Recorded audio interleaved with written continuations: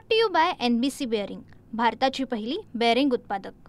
मराठा आरक्षणाच्या मागणीसाठी मनोज जरांगे पाटील आणि त्यांचे सगळे समर्थक हळूहळू मुंबईमध्ये पोहोचत आहेत। मनोज जरांगे पाटील हे जुन्नरहून रात्री उशिरापर्यंत मुंबईमध्ये पोहोचण्याची शक्यता आहे। मात्र सगळे आंदोलक जे हळूहळू मुंबईमध्ये पोहोचत आहेत ते अगदी जेवणाचं सगळं साहित्य घेऊन मुंबईमध्ये पोहोचत आहेत। हे आपण टेम्पो पाहतो, या टेम्पोमध्ये जेवण बनवण्याचं सगळं साहित्य जे आहे ते त्यांनी आणलेलं आहे।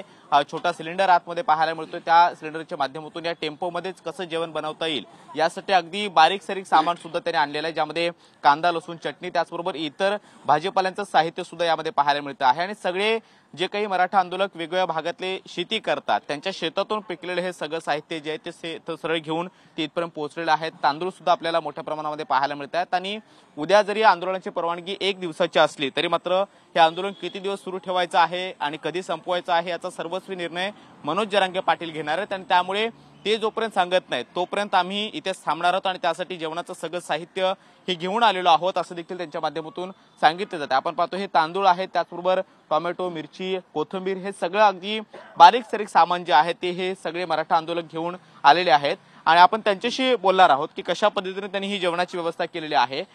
एक टेम्पो तर पाहायला मिळतोय, किती गाड्या आहेत, किती दिवसांचं तुम्ही साहित्य घेऊन आलेला आहात आणि कशा पद्धतीच्या आंदोलनाची तुम्ही तयारी केलेली आहे? आम्ही सोलापूरनं 9 गाड्या घेऊन आलेलो आहोत आणि मोहोळ तालुका आमचा आहे, कुर्क गाव आहे।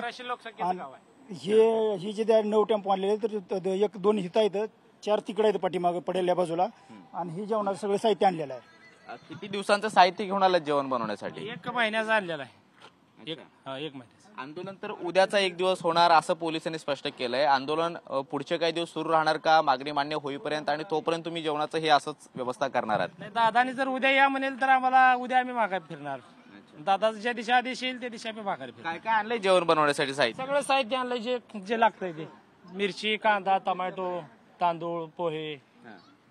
आपण पाहतो हे सगळं साहित्य आहे ते इथे ठेवण्यात आलेलं आहे। आणि असे एकच टेम्पो नाहीये तर अनेक टेम्पो आंदोलनाच्यासाठी जे आंदोलक येत आहेत त्यांच्या माध्यमातून इथे आणले जात आहेत। आझाद मैदानामध्ये जेवण बनवण्याची परवानगी पोलिसांनी दिलेली नाही आणि त्यामुळे मैदानाच्या बाहेरच्या परिसरामध्ये हे टेम्पो जे आहेत आता वेगवेगळ्या ठिकाणी लावले जात आहेत आणि तिथे जेवणाची कशी व्यवस्था होईल याची देखील काळजी घेतली जाते।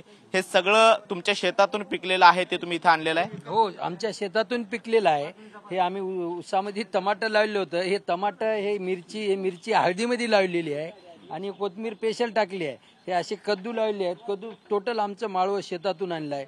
उपमा बनवाया, पोहे, आम्ही समजा चिवडा वगैरे हे समजा साहित्य घेऊन आलो। ज्वारीचे पीठ, गव्हाचं पीठ, तांदळाचे कट्टे, सगळं राशन आणलंय महिनाभराचं, किती दिवसांचं? 1 महिन्याचं राशन आणलंय। जर आम्हाला आधा कदाचित तिथं जास्त दिवस राहिलं, दादांचं म्हणलं आपल्याला वापस जायचं नाही तर आम्हाला 1 महिन्याच्या वर लागलं तर आमच्याकडे असे 2 आम्ही जे काय तरकारी जे काय किराणा लागणार तसे आमचे 2 माणसं जाणार, जे काय लागणार ते आचारीच घेऊन येणार। आम्ही आंदोलनात ठाम तिथंच बसून राहणार। आणि या टेम्पोमध्येच सगळं जेवण बनवलं जाणार? या टेम्पोमध्ये बघा हे पहिला मजला आहे, त्यांच्या पाठीमागे 3रा मजला आहे। एवढ्या टेम्पोमध्ये आम्ही 3 खाणे केले आहेत। या ठिकाणी आम्ही गॅसची शेगडी, हांडा वगैरे ठेवून या ठिकाणी आम्ही समजा बनवू शकता। घरात आपण पोटभर जेवतो, आंदोलनाच्या ठिकाणी पोटाला चिमटा देऊन आंदोलन करावं लागतं, पण तुम्ही अगदी सगळ्या तयारीनिशी इथं आलेला आहात। महिनाभर हे सगळं पुरेल साहित्य 100% पुरलं नाही तर आमच्याकडे 2 माणसं आहेत ना, आम्ही तर सिस्टमॅटिक लावून आलेले आहोत। ते माणसं आणतील ना किराणा आमच्या इथून, 2 माणसं स्पेशल ते सोय करायला इथं। आणि जे घरात जे तुम्ही म्हणता पोटभर, आम्हाला इथं पोटभर जेवण होते। आम्ही असं आणलंय साहित्य, बा कोणी उपाशी राहणं, जर एखादी कोणता आमचा सोयरा धैरा कोणी मित्र भेटला तर चला आमच्याकडे राशन, चला आमच्या इकडे आहे म्हणून त्याला इकडे आणता आम्ही।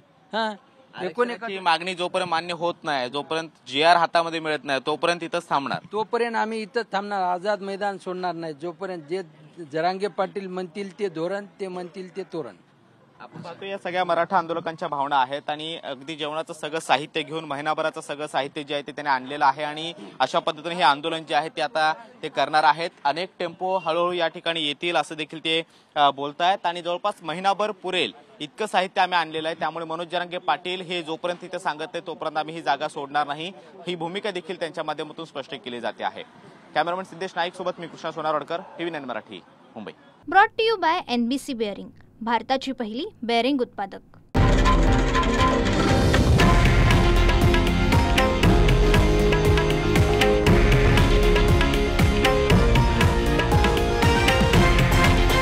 हे आहे देशातील नंबर 1 न्यूज नेटवर्क आणि आपण पाहत आहात TV9 मराठी, एकमेव